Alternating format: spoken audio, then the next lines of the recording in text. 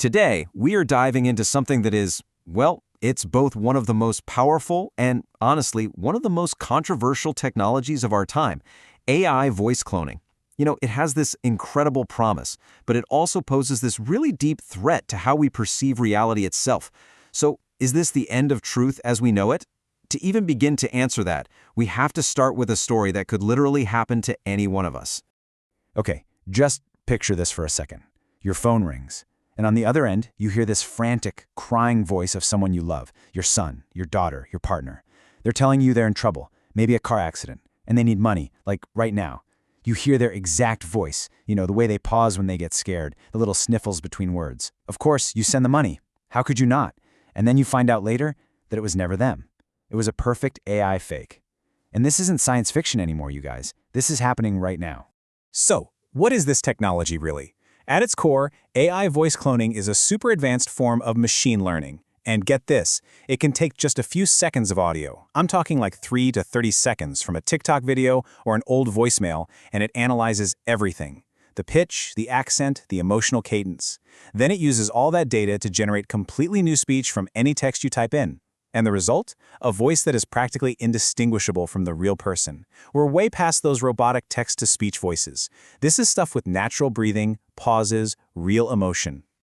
But before we get lost in all the scary stuff, it is absolutely crucial to understand that this technology isn't just inherently evil. Not at all. When it's used ethically, it can be an incredible force for good. A truly powerful tool for accessibility, for creativity, and for human connection. And the range of positive uses is just stunning. Take accessibility, for instance. It is completely life-changing. People with illnesses like ALS who are losing their ability to speak can clone their voice from old recordings. Think about that.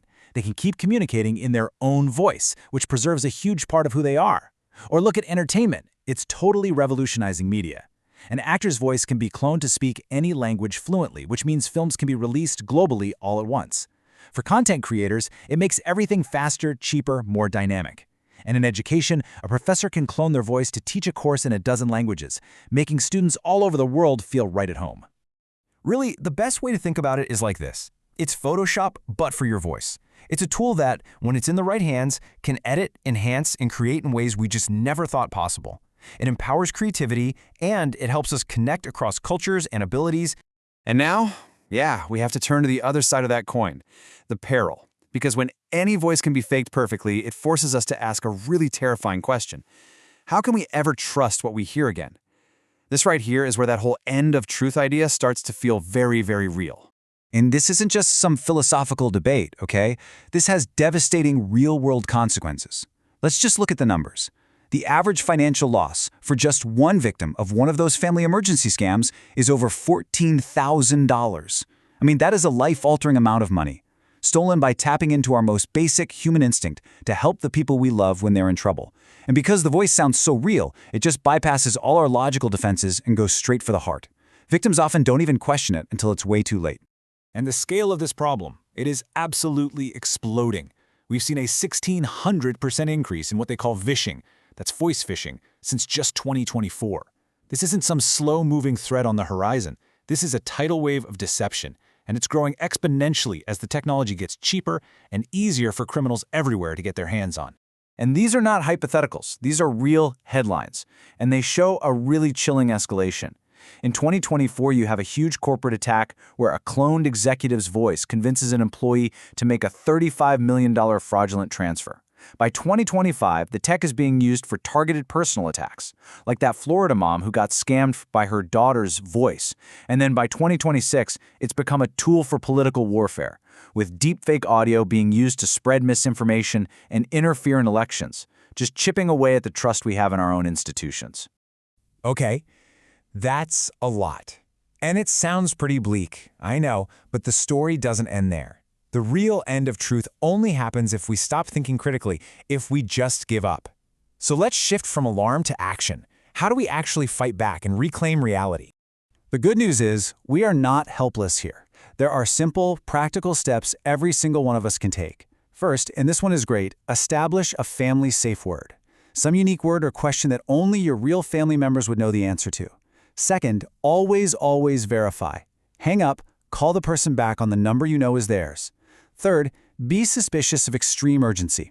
Scammers use that high-pressure panic to stop you from thinking clearly. And finally, the new mantra for our age, right? Stay skeptical, but not paranoid. Now, beyond us, there's a tech arms race going on, with companies building AI detection tools to spot the fakes. But for right now, our own vigilance is our absolute best defense. So, in the end, we're left with this classic double-edged sword. The very same technology that can preserve a person's identity can also be used for mass deception.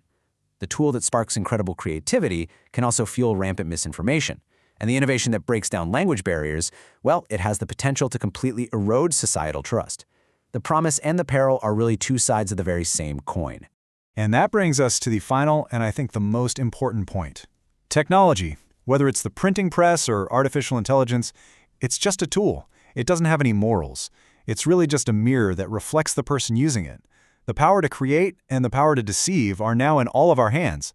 So the question isn't really what the technology can do anymore. The question is, what will we choose to do with it?